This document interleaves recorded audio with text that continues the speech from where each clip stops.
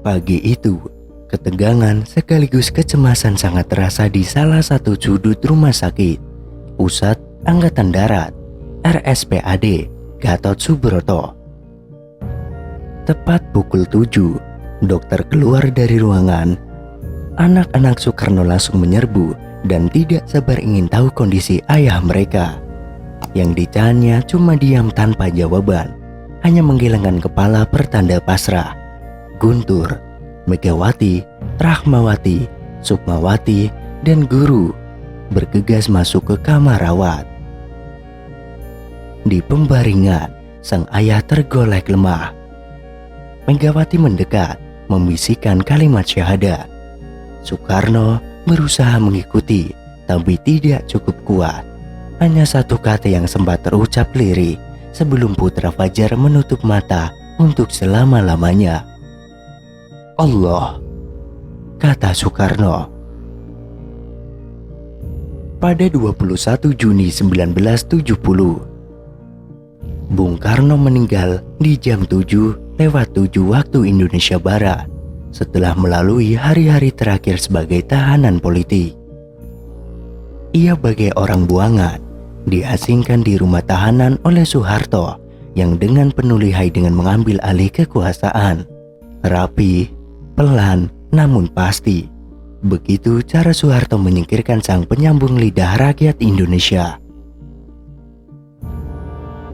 Tragedi berdarah pada 30 September 1965 yang menyeret Partai Komunis Indonesia, PKI, sebagai pihak yang dituding menjadi aktor utamanya, membuka jalan bagi Soeharto tampil bak pahlawan.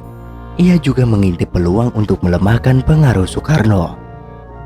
Di sisi lain, Bung Karno terkesan melindungi PKI demi mempertahankan konsep Naskom, nasionalis, agama, dan komunis yang diyakininya sebagai tiga kekuatan utama bangsa Indonesia. Setelah peristiwa yang menewaskan beberapa perwira tinggi Angkatan Darat tersebut, salah satu petinggi Angkatan Darat yang kebetulan selamat, Soeharto langsung muncul ke permukaan dan memotori upaya penyelamatan negara. Golongan agama, mahasiswa, media, dan beberapa aspek lainnya berhasil dimobilisasi demi menuntut pembubaran PKI. Singgasana Soekarno pun mulai digoyah. Soeharto memperoleh momentumnya setelah Soekarno menandatangani surat perintah 11 Maret 1966. Surat perintah ini sebenarnya hanyalah memberikan wewenang kepada Soeharto selaku Panglima Komando Pemulihan Keamanan dan Ketertiban untuk mengambil tindakan bila diperlukan. Namun, Soeharto dengan jeli memaksimalkan lembaran perintah itu sebagai surat sakti, justru untuk menggerus pengaruh dan kekuasaan Soekarno selaku presiden.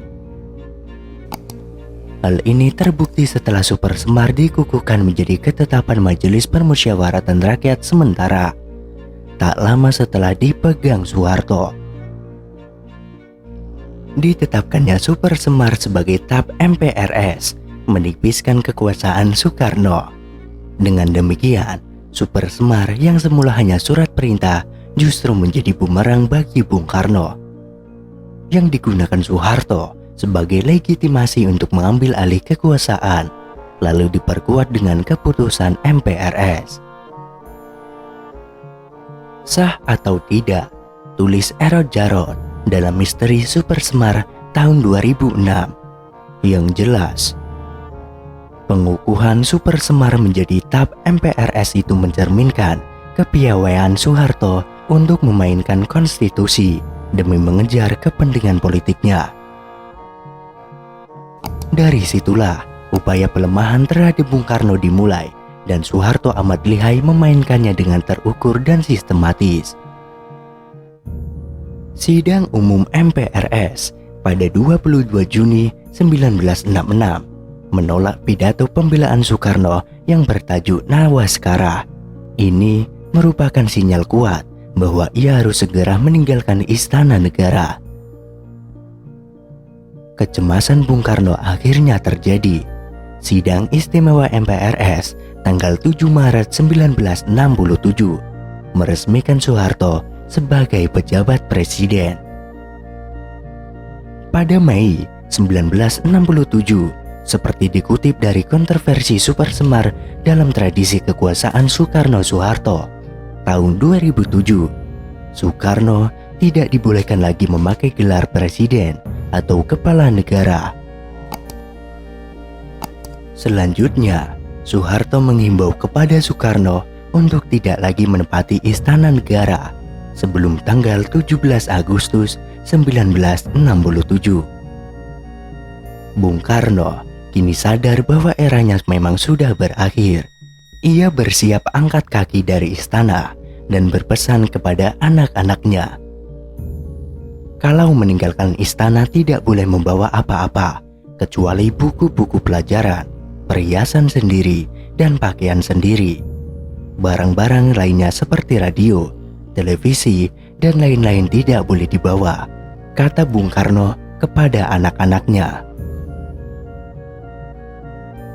Bung Karno meninggalkan Istana Negara sebelum tanggal 16 Agustus 1967. Keluar hanya memakai celana puaman warna krem dan kaos oblong, serta pijamannya disampirkan di pundaknya, memakai sendal cap bata yang sudah usang. Tangan kanannya memegang kertas koran yang digulung agak besar, isinya bendera pusaka Sang Saka Merah Putih. Kepada pengawalnya yang masih loyal, Soekarno meminta agar anak-anaknya dipulangkan ke rumah Fatmawati, istrinya yang kini menjadi mantan ibu negara. Sementara Bung Karno sendiri untuk sementara ditempatkan di salah satu pavilion di Istana Bogor. Rupanya Bung Karno tidak nyaman masih berada di lingkungan istana. Ia kemudian meminta pindah. Permintaannya dikabulkan oleh Soeharto. Bung Karno dipindahkan ke rumah peristirahatan yang berlokasi di Batu Tulis, Bogor. Kepindahannya itu merupakan didorong oleh keinginannya untuk memperoleh lingkungan hidup yang lebih segar. Namun, Soekarno juga tidak betah tinggal di rumah itu. Ia merasa tertekan karena hampir setiap hari diinterogasi. Soekarno kemudian menulis surat yang isinya meminta agar diizinkan kembali ke Jakarta. Surat tersebut dibawa salah seorang putri Bung Karno, Rahmawati, untuk disampaikan kepada Soeharto.